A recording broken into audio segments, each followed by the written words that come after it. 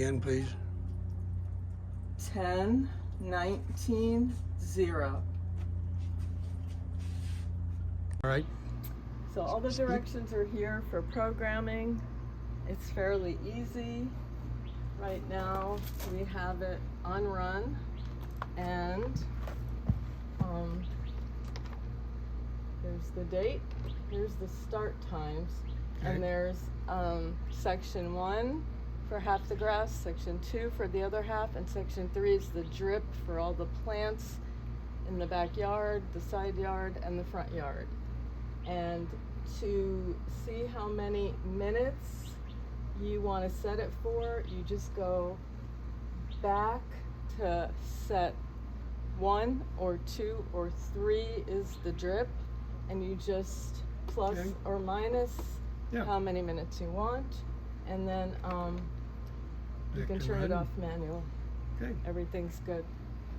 And this is located behind the pool fence, just off the back door, near the electric meter and box.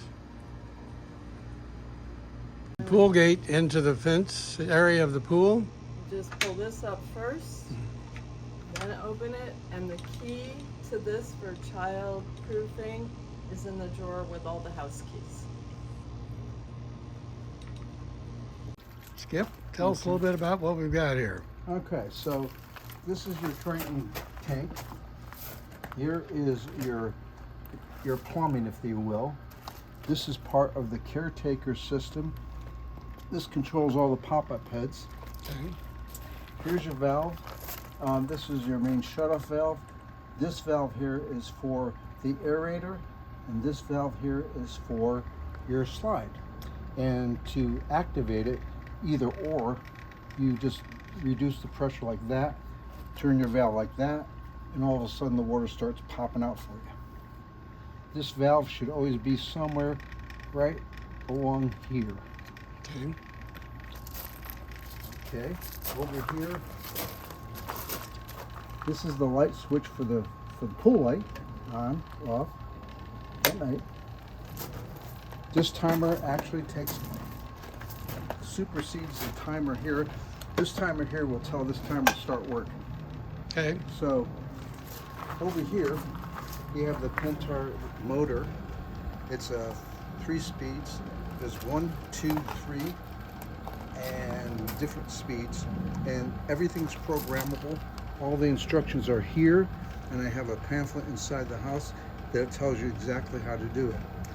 What I do is I take a water sample down to Leslie's every Friday. Guy there by the name of Bill, he tests it. They give you a computer readout. They tell you how much of what you need, and you go accordingly. And that's how you keep your pool nice and clean. If you opt to get a pool service guy, then that's great too. The only thing else I need to show you is if you do backwash the pool, the process for that is you would turn off the motor. You can hear the motor running now. You would turn it off, come over here, twist this, push this down. On the other side, you can see this is the backwash.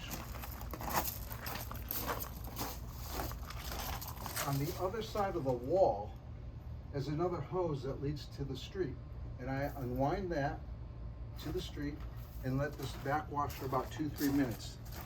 You want to backwash at least once a month. And if you have like a haboob or like a dust storm, you might want to brush down the walls yourself physically, and then backwash. Let it fill back up, check your chemicals, and that's pretty much how I do it. Okay. So we'll just put this back in motion.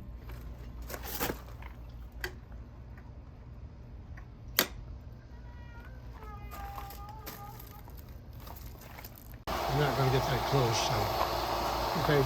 So you'll know when you have too much dust in your tank to backwash as well. Like I said, once a month is usually enough. But if you do have like a really bad dust storm, you'll notice that the next day, if you have a lot of dust in your pool, this indicator will go past 30. And that tells you that, hey, you need to really do a backwash. and you'll know it by looking at the pool. It looks like mud in there. So it does a really good job of taking care of it. After you backwash it, you would take and bring your sample of the pool water, have it treated once, or have it analyzed again, and then treat it again. Because typically after that, you'll be shocked. I'm not sure if you've ever had a pool before, but these are the things that you do when you have when you own your own pool and you maintain it yourself. The best thing is that this is all automatic. This system goes on by itself at 10 o'clock, goes off in the morning, and goes off at 8 a.m. So you don't have to worry about this or that. It goes up, on and off that, just like that.